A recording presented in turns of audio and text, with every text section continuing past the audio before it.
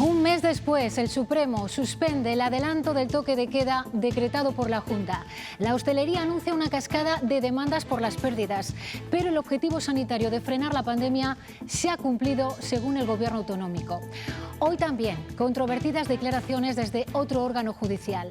El presidente del TSJ de Castilla y León incendia el debate sobre la calidad democrática en España.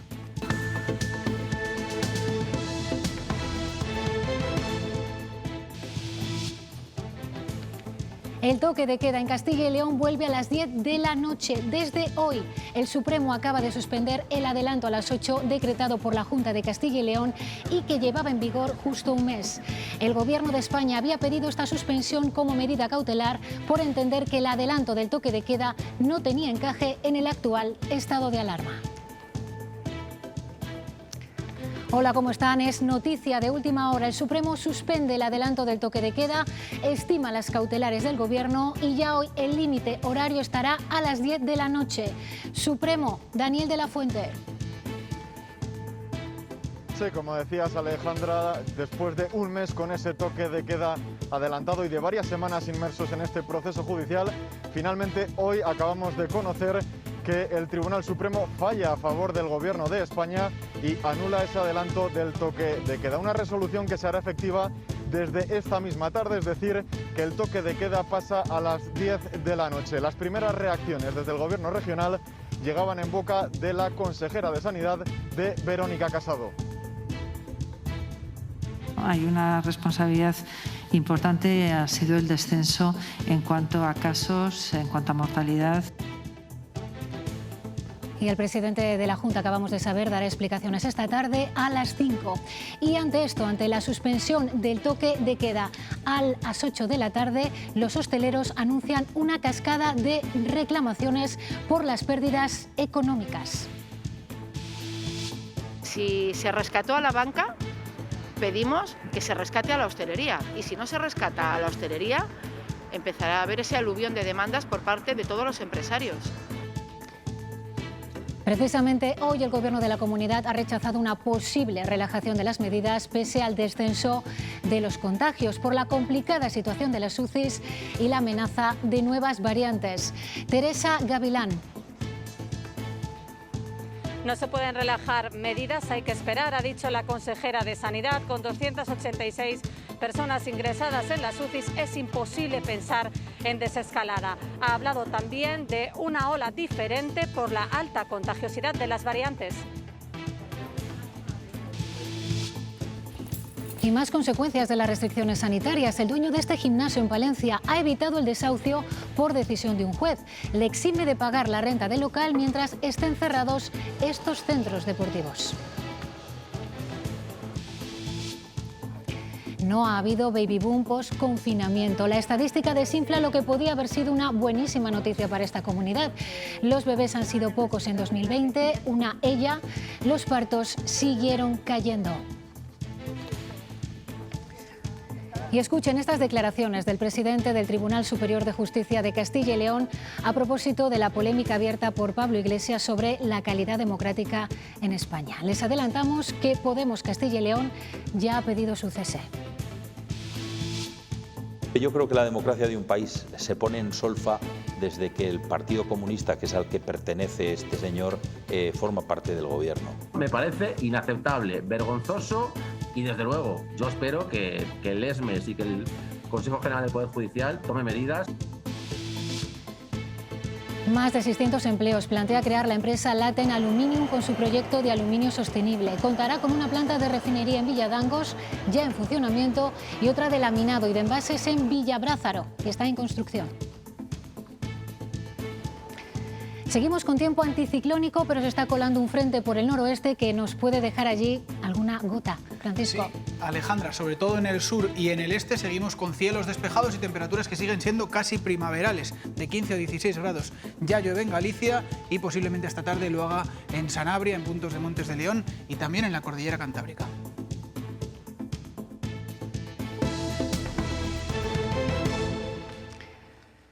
Es la noticia de portada. El toque de queda en Castilla y León vuelve desde hoy a ser a las 10 de la noche. El Supremo acaba de suspender el adelanto que la Junta decretó hace justo un mes para contener los contagios. Daniel de la Fuente, ¿qué más sabemos de este auto del Tribunal Supremo? Pues el Supremo no entra a valorar el fondo de este asunto, sino que únicamente se pronuncia sobre esas medidas cautelares solicitadas por el Gobierno central, fallando a su favor y, por lo tanto, anulando ese toque de queda. Era la segunda reunión de la sección cuarta de lo contencioso administrativo del Tribunal Supremo y finalmente hemos conocido esa decisión de anular el toque de queda que pone punto y final a todo este proceso judicial que hemos vivido con ese polémico adelanto del toque de queda. Un toque de queda que esta misma tarde pasará de las 8 a las 10 y sobre el que Fernández Mañueco se pronunciará sobre las 5 de la tarde. La noticia se conocía durante la comparecencia semanal de la consejera de Sanidad. No ha querido entrar en valoraciones. Ha dicho que las hará el presidente esta tarde. Ya hemos dicho que a las 5, pero sí ha subrayado Teresa Gavilán que el objetivo sanitario se ha cumplido. Sí, pese a la decisión del Supremo, la Junta de Castilla y León considera que el objetivo de frenar los contagios y de evitar el colapso en los hospitales se ha cumplido gracias al esfuerzo de los castellanos y leoneses que han asumido este toque de queda a las 8 de la tarde que se puso en marcha hace justo un mes. Sobre esto ha hablado la consejera de Sanidad, Verónica Casado. Hay una responsabilidad importante, ha sido el descenso en cuanto a casos, en cuanto a mortalidad, y yo creo que las responsabilidades de un punto de vista sanitario y epidemiológica, pues yo creo que no ha sido mala, sino que yo creo que ha tenido una incidencia, yo creo que importante. El toque de queda vuelve a las 10 de la noche. Volvemos, por tanto, al punto inicial. Es la primera de las consecuencias de este auto del Supremo. Pero, ¿qué más consecuencias puede haber? Daniel de la Fuente, volvemos contigo. Sí, pues después de esta decisión tan esperada hemos querido contactar con los expertos para que nos dieran algo de luz sobre este asunto. Por ejemplo, para resolver cuestiones como si se puede considerar un caso de prevaricación. Nos aseguran que no, porque la Junta de Castilla y León interpretaba ese decreto de estado de alarma y por lo tanto no se puede considerar prevaricación. Pero también otras cuestiones como por ejemplo lo que comentabais, Alejandra, los hosteleros o las personas que se hayan sentido perjudicadas, si pueden tomar algún tipo de medida, o las posibles sanciones que se hayan interpuesto durante todo este mes. Esto es lo que nos contaban. La Junta supongo que lo que sí tendrá que hacer es lo que indicábamos anteriormente. En primer lugar, proceder a marcar un toque de queda que se ajuste a la horquilla que señala el decreto de convocatoria del estado de alarma y, en segundo lugar, indemnizar por aquellos daños que hayan causado por esa decisión que ahora mismo está siendo anulada. En la misma sentencia del Tribunal Supremo tiene que indicar qué sucede con todas las sanciones que se hayan impuesto, pero efectivamente, si se ha anulado esa decisión, las sanciones tienen que devolverse. Pues en previsión de que el Supremo se pronunciara en este sentido, los hosteleros anunciaban ya hoy un importante número de demandas para recuperar las pérdidas económicas derivadas de esta medida. La gente se va enterando de que hay la posibilidad de presentar estas demandas y se van sumando, ¿no? Nosotros desde León ya hemos decidido un despacho de abogados con el que vamos a trabajar para presentarlas un poco en conjunto todo el que quiera unirse a esta propuesta. Si se rescató a la banca, pedimos que se rescate a la hostelería, y si no se rescata a la hostelería, empezará a haber ese aluvión de demandas por parte de todos los empresarios. Hoy también hemos sabido que habrá que esperar. Ahora mismo no se puede hacer ninguna relajación de las medidas restrictivas, ha dicho la consejera. Tanto la ocupación de las UCIs como la incidencia de contagios siguen en nivel extremo. Teresa. Sí, con 286 personas ingresadas en las UCIs es imposible comenzar la desescalada. Hay que esperar, ha dicho la consejera, al menos hasta el próximo martes, hasta el día 23, en el que se valorará la situación epidemiológica y se decidirá si se levanta alguna de las restricciones, como el cierre de los centros comerciales o el interior de bares y restaurantes. La consejera ha dicho que estamos ante una ola diferente. Existen numerosas cepas que son mucho más contagiosas Y esto puede suponer el desbordamiento de los recursos sanitarios que ya están muy sobrecargados, y cualquier paso en falso puede ponernos en una situación muy complicada. La situación en las UCIs, lo acabamos de escuchar, sigue siendo muy comprometida. Uno de los hospitales más tensionados es el de Soria y preocupa además que la media de edad de quienes ingresan en la unidad de críticos son los 50 años. Sigue preocupando y mucho la situación en la que se encuentra la unidad de cuidados intensivos de este Hospital Santa Bárbara de Soria. Está al 88% de su capacidad, solo hay disponibles 3 camas en estos momentos, y alertan de que el virus está afectando en esta ola a gente mucho más joven. De hecho, uno de los pacientes ingresados en la unidad de críticos aquí en Soria tiene solo 34 años y no presentaba patologías previas. El más joven que tenemos ahora mismo es un chico de 34 años, pero que en la planta ingresa un chico de 16 años, o sea que yo creo que la cepa esta tiene que sobrevivir. Entonces yo creo que ya pues en los mayores y con las vacunas y esto pues ya no tiene allí tanto refugio. Preocupación en Soria por la juventud de los pacientes más críticos, el día en el que todavía hay 284 personas ingresadas en las UCIs en nuestra comunidad. Se suman 484 nuevos casos, la mitad que el martes pasado. No hay fallecidos en residencias, pero sí se suman otros 18 en hospitales.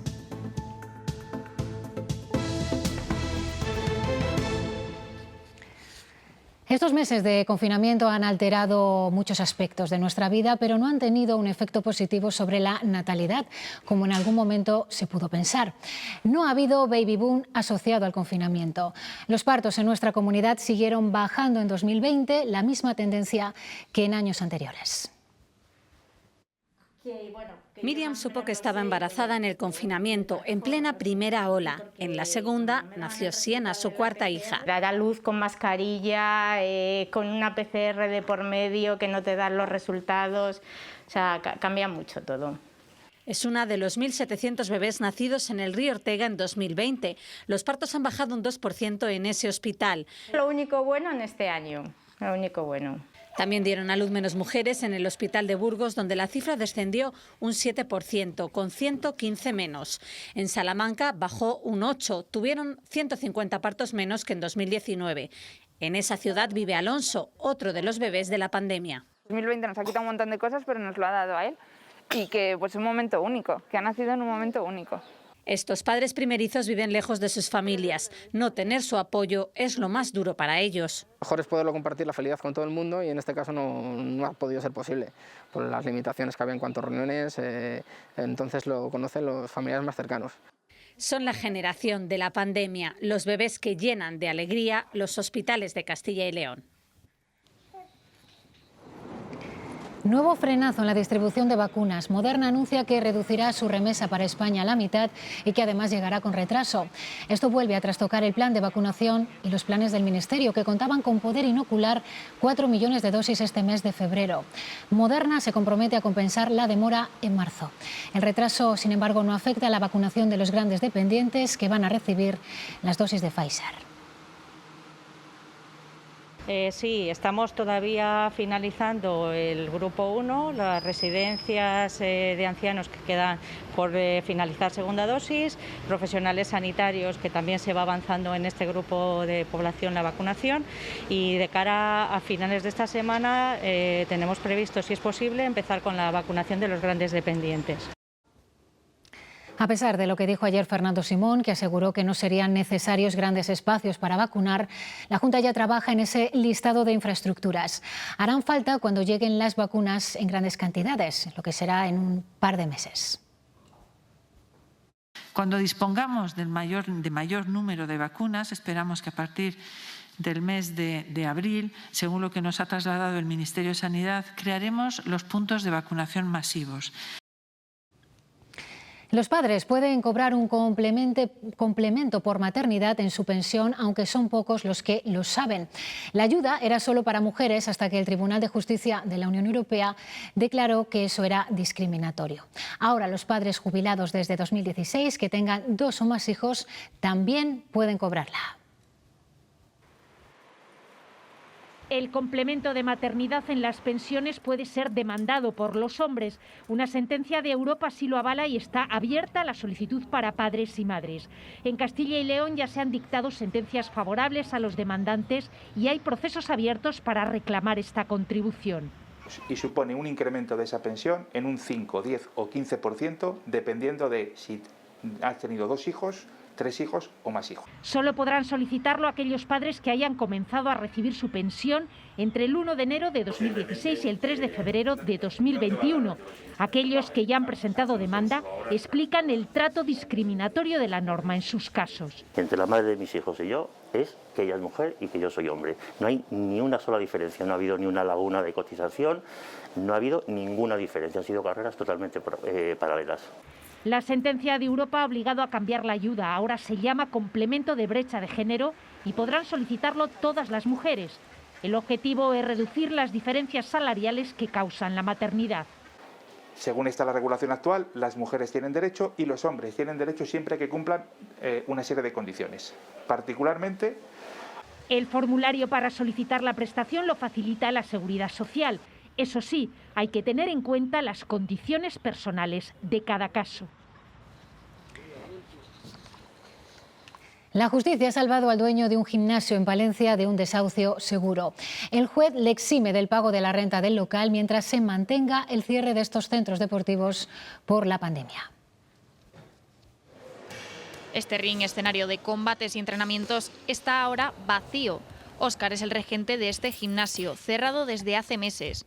Su lucha ahora está en los tribunales. Ha ganado una primera batalla tras demostrar que la situación actual, la pandemia, le impide pagar la renta de este local. De momento me dicen de no pagar y me han quitado el IBI también, hasta que pueda abrir. Y luego cuando abra, pues solamente pagaré el 60%.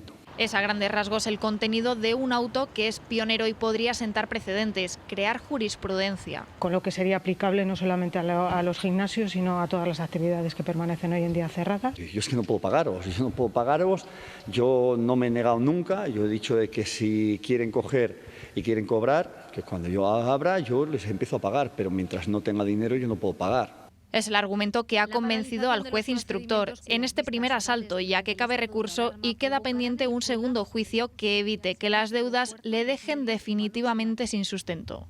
Se establezca una moratoria en el pago, se le dé la posibilidad al arrendatario de pagar cuando ya esté abierta la actividad. Este pronunciamiento es un salvavidas, pero no solo para él. Yo machacaría a mi padre, machacaría a mi exmujer. Y particularmente yo no quiero hacer eso, porque es el pan de mis hijos. Sobre el cuadrilátero, un primer asalto ganado. Ahora solo queda esperar lo que venga, que en esta ocasión el último golpe no se convierta en un caos. Bebiendo alcohol y fumando, sin mascarilla ni distancia social. Así encontró la Guardia Civil a 9 jóvenes en un local de Almazán, en Soria. Estos hechos se producían además incumpliendo el toque de queda. Se trata de un recinto que tenían alquilado como terrizo, pero cabe recordar que estas reuniones de peñas están totalmente prohibidas actualmente. Cuando la Guardia Civil llegó al local, 2 de esos jóvenes abrieron la puerta, pero tuvieron que buscar al resto. Esta labor, nos han explicado hoy, no fue nada sencilla. Les pedimos que nos abrieran y efectivamente nos abrió la puerta 2 personas, pero claro, el ruido que nosotros escuchamos era de más gente. Estuvimos insistiendo varias veces hasta que tuvimos que optar por la opción de saltar un muro que separaba las 2 estancias dentro del mismo local, abrir la puerta con la llave y al introducirnos ya pues identificar al resto de las personas. 2 estaban escondidos tras un pilar y los otros 5 estaban en otro baño pequeño metidos. Pero muchos jóvenes, la inmensa mayoría, sí son responsables y mientras ha estado vigente el toque de queda han vuelto a casa a las 8 de la tarde, algo que ha dado una tranquilidad extra a sus padres. Con la hora de vuelta a casa ya establecida, se han ahorrado ser los malos de la película, incluso en la semana de carnaval. Este año carnaval solo hasta las 8, ni desfiles ni aglomeraciones. A tomar algo y luego a las 7:30 pues ya nos hemos ido. Normalmente salimos de fiesta, pero este año no se puede. Estamos en una pandemia mundial, me parece que hay otros momentos para hacerlo. El toque de queda ha sido un aliado para los padres. Para nosotros los papás, fantástico el toque de queda. A las 8 tenéis que estar porque si no viene la policía. La excusa perfecta, ¿no? A las 8 tienes que estar en casa. Aunque hayan tenido que lidiar con algún que otro berrinche. La verdad es que toque de queda nos fastidia mucho. Que no hay derecho, pero lo aceptan y se vienen a casa. Muchos jóvenes que cumplen las normas han optado por las terrazas. Hay algunas ocasiones que son hasta los mejores clientes, los que más respetan las normas. Ellos son los que arrastran la mala fama de los que sí se saltan las restricciones. Cogen el alcohol aparte y montan fiestas. En alguna parcela sin medidas, se quedaban unos cuantos a dormir. Las redes sociales son la ventana de la irresponsabilidad. Si la haces, pues la haces, te quedas callado. No subes una foto para que la gente lo vea. Se acerca la hora de volver a casa y empiezan las prisas. Pues es justo. Pues nada, te dejamos que lo cojas. Muchas gracias. Adiós. Toca guardar los disfraces a la espera de poder celebrar con normalidad el carnaval del año que viene.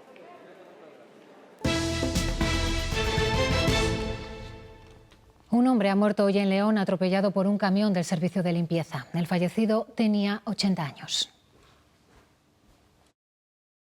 Las declaraciones de los testigos y la investigación de atestados tendrán que dilucidar si el semáforo estaba todavía verde para peatones o ya se había puesto en rojo y cuál fue la trayectoria exacta del camión de la basura que atropellaba en torno a las 11:10 de la mañana a un varón de 80 años en este cruce en la zona de Santa Ana, una zona con mucho tráfico y muy concurrida. Los hechos que se conocen de momento son esos, que el camión de la basura atropellaba al varón y acababa causándole la muerte. Enseguida se personaban las asistencias, pero nada podían hacer por su vida. Ahora se investigan las circunstancias concretas de este atropello.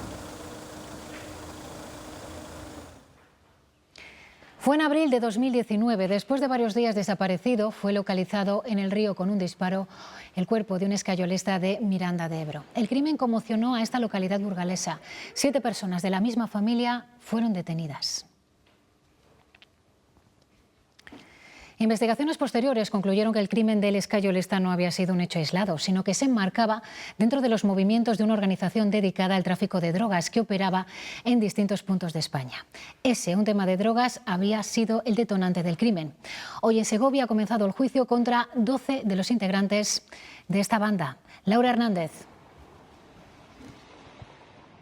Ninguno de los 12 integrantes de esta banda han querido responder a las preguntas de la Fiscalía. Sí lo han hecho los testigos, los 5 testigos citados para la primera jornada de este juicio.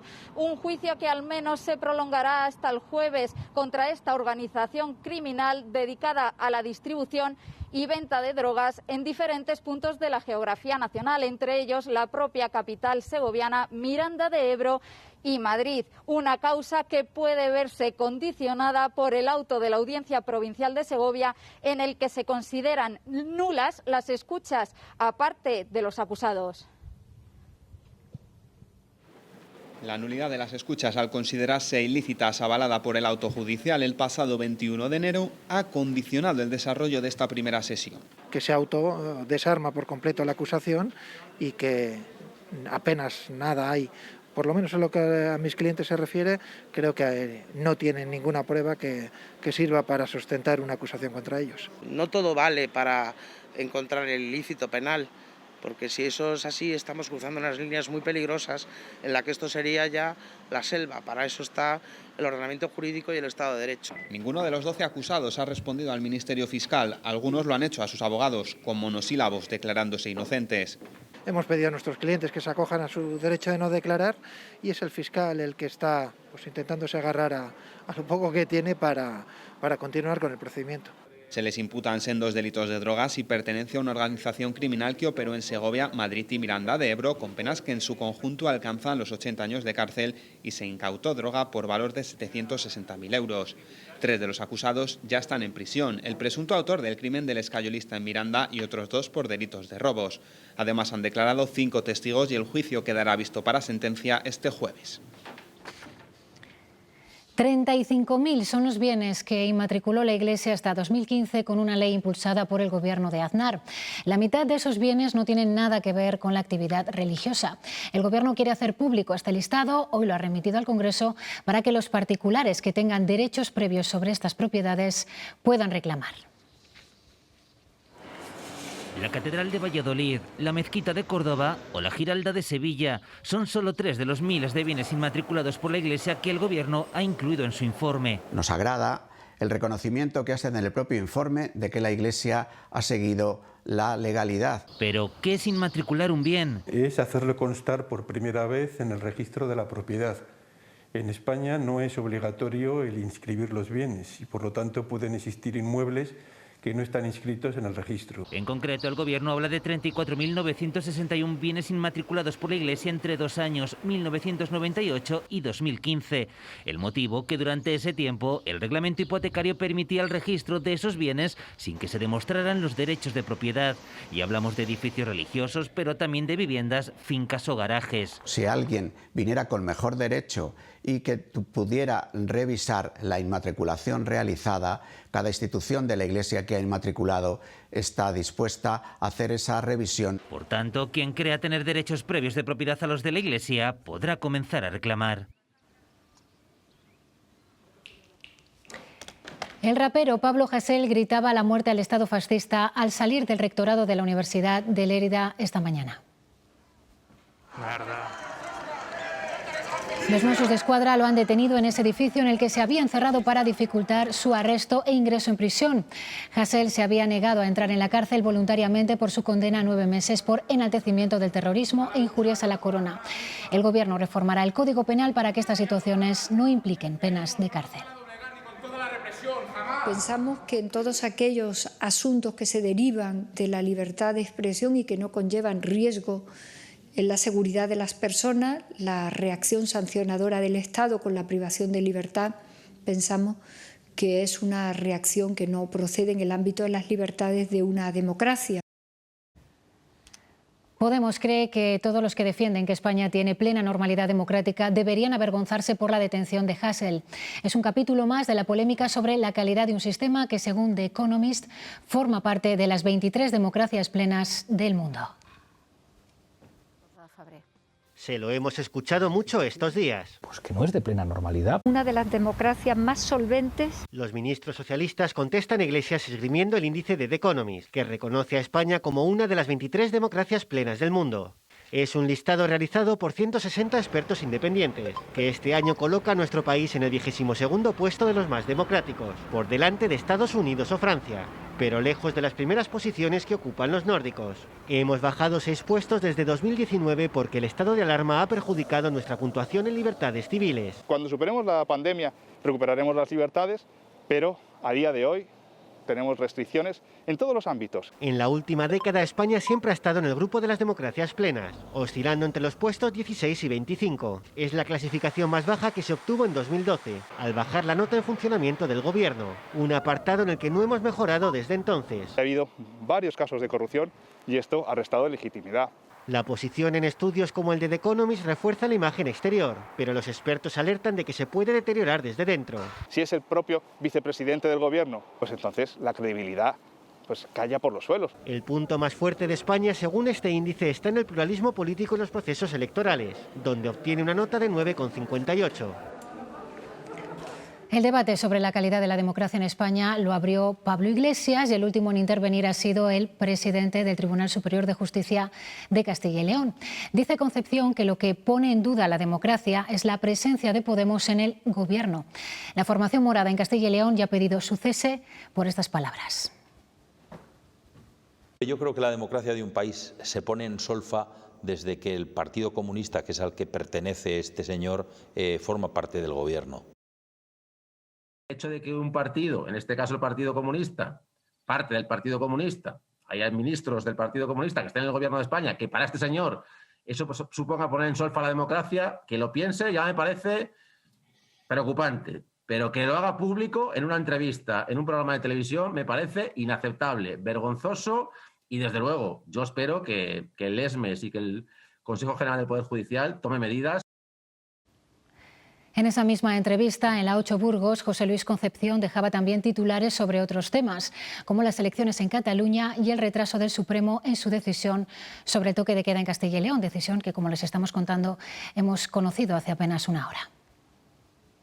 La única lectura o la lectura más negativa que se pueden sacar de estas elecciones de ayer es la escasísima participación, que yo creo que no legitima los resultados. A lo mejor el recurrente, que era el Gobierno de la Nación, no tenía excesiva prisa que se resolviera el recurso por parte del Tribunal Supremo. 48 horas después sigue la resaca electoral de los resultados en Cataluña. Si ayer la ejecutiva de Ciudadanos se prolongaba casi 5 horas, hoy le tocaba al Partido Popular el análisis de su debacle electoral. Y ya hay algunas decisiones. David Aragonés, decisiones que no tienen que ver con Cataluña y sí con esa sede del PP en la calle Génova. El líder del PP, Pablo Casado, ha querido mandar un mensaje de firmeza contra la corrupción después del mal resultado obtenido por su partido en las elecciones catalanas del pasado domingo. Un resultado que achaca sobre todo al efecto que tuvo Luis Bárcenas durante la campaña electoral. Por eso, Pablo Casado ha anunciado que a partir de ahora la Dirección General no va a comentar los casos de corrupción del pasado y ha anunciado que el PP deja su actual sede y la que ha ocupado durante 38 años aquí en Génova 13. Asegura Casado que un partido como el PP no se puede permitir estar en un edificio investigado por la justicia. El Partido Popular dice adiós a la que ha sido su casa los últimos 38 años, primero de Alianza Popular y después del PP. Cambiaremos la sede nacional del Partido Popular de ubicación, pues considero que no debemos seguir en un edificio cuya reforma se está investigando esta misma semana en los tribunales. Casado ha atribuido al escrito de Bárcenas en plena campaña gran parte de su debacle en Cataluña y no volverá a hablar del extesorero. Esta Dirección Nacional no va a volver a dar explicaciones sobre ninguna cuestión pasada que corresponda a una acción personal que no haya sido en beneficio del partido. Anuncia también convención nacional para otoño y que seguirá buscando en todos los caladeros para ampliar el centro-derecha, sin un ápice de autocrítica, la que dice nunca se pidió antes a otros. Nosotros también tenemos nuestro propio manual de resistencia. Nos han dado por amortizados muchas veces, pero aquí seguimos. Ciudadanos tampoco vira en su estrategia tras el mal resultado y rechaza cesar a ningún cargo de su dirección. Mi estrategia como presidenta es que mi partido haga lo correcto. Y eso a veces da votos y a veces no da votos. Mientras, Salvador Illa ha concluido ya sus conversaciones con Junts, ERC, En Comú Podem, la CUP, el PP y Ciudadanos e insiste en su intención de presentarse a una investidura que quiere impedir Pere Aragonés, que este martes ha reunido al Gobierno en funciones.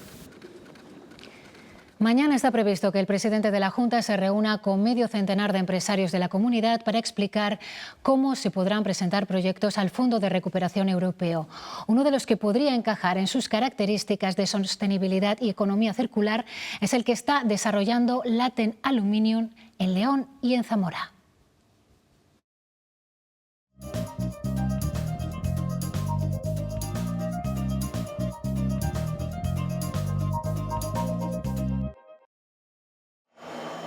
Completar el ciclo de vida casi infinito del mineral es el objetivo de Laten Aluminium, producir aluminio sostenible reciclando perfiles, latas y otros elementos, reaprovechando la escoria del proceso, incluso para reducir las emisiones gracias al hidrógeno verde. Lo podamos inyectar como combustible en nuestros hornos, primero conjuntamente con el gas, y el camino es que a medida que vayamos aprendiendo, lo digo así de claro, porque aquí hay una componente de I+D relevante, que eso pase a sustituir. Lleva un año en el polígono de Villadangos, donde compró las instalaciones de Coreal, que estaba en concurso, tras interesarse por los terrenos que dejó el cierre de Vestas. En el año de la pandemia ha producido más de 10.000 toneladas de lingotes de aluminio y su plantilla de 15 trabajadores crecerá en breve. Crecer y llegar a 3 turnos. Ahora en abril nos hemos fijado como objetivo para que esta planta vaya a su máxima capacidad. Serán más de 600 empleos directos, 2.000 indirectos en 2024 con el proyecto completado, que tendrá un segundo centro en Villabrázaro, en Zamora, ya en construcción. Hacer el proceso de laminación, hacer las bobinas, la chapa de aluminio y tal, y a partir de la chapa, digamos, hacer un producto acabado que podría ser las bobinas ya pintadas o los envases. La inversión prevista supera los 230 millones y colaborará con instituciones como la Universidad de León, con la que ha firmado un convenio este martes. Choque de posiciones entre el PSOE de Castilla y León y el Gobierno de España sobre la protección del lobo en todo el territorio. Hoy Luis Tudanca ha vuelto a insistir en que defiende poder cazar con cupos para controlar la población. El delegado del Gobierno asegura que la voluntad del Ejecutivo Nacional es la contraria, que el lobo sea una especie que no se pueda cazar. Defendemos que se controle el lobo. Y defendemos los cupos para controlar el lobo y hay que buscar esa posición de equilibrio. Creo que hay un planteamiento claro por parte del Gobierno respecto a la protección del lobo en estos momentos, respecto a su no caza. Hay que cambiar la normativa, pero esa es la voluntad, desde luego. Y volvemos en este momento, a punto de finalizar, con la que ha sido la noticia de portada. Vamos a recapitular. El Tribunal Supremo acaba de suspender cautelarmente el adelanto del toque de queda en Castilla y León a las 8 de la tarde. Eso significa que desde hoy mismo el toque de queda queda fijado a las 10 de la noche. Hemos podido ya tener acceso al auto del Tribunal Supremo, que entre otras cosas señala lo siguiente: ha quedado sólidamente cuestionada, dice, la adecuación a derecho del acuerdo recurrido, el acuerdo de la Junta, que podría incurrir en nulidad de pleno derecho al imponer una limitación de un derecho fundamental, la libertad de circulación, más allá del ámbito horario permitido por el Real Decreto del estado de alarma. También añade: la lucha contra la crisis sanitaria no autoriza a la autoridad delegada, en este caso a la Junta, a desconocer los límites del mandato legal en que se mueve su atribución de competencia, y menos aún si con ello se cercenan los derechos fundamentales de los ciudadanos que residen y circulan por el territorio de Castilla y León. Esto que les estamos leyendo es parte del contenido de ese auto del Tribunal Supremo, en el que suspende, como decimos, cautelarmente el adelanto del toque de queda en Castilla y León a las 8, que llevaba en vigor justo hoy, hace un mes. Y se espera una comparecencia del presidente de la Junta a este respecto, sobre este auto del Supremo, esta tarde a las 5, de la que les daremos, por supuesto, cumplida cuenta. Y nos vamos a despedir, y lo vamos a hacer desde Burgos. La institución Fernán González de Burgos celebra su 75 aniversario con una gran colección de fondos documentales y artísticos. Esta exposición es el primer acto conmemorativo y en ella están representados prácticamente todos los académicos actuales y algunos de los más importantes artistas del pasado de la provincia. De entre todos ellos destaca el Fondo Castro Mújica y el riquísimo legado de los hermanos Machado. Es nuestra última imagen por el momento. Les dejamos ahora con nuestros compañeros de deportes. Más información en nuestra página web, ciltv.es, y a las 8:30 de la tarde. Hasta mañana.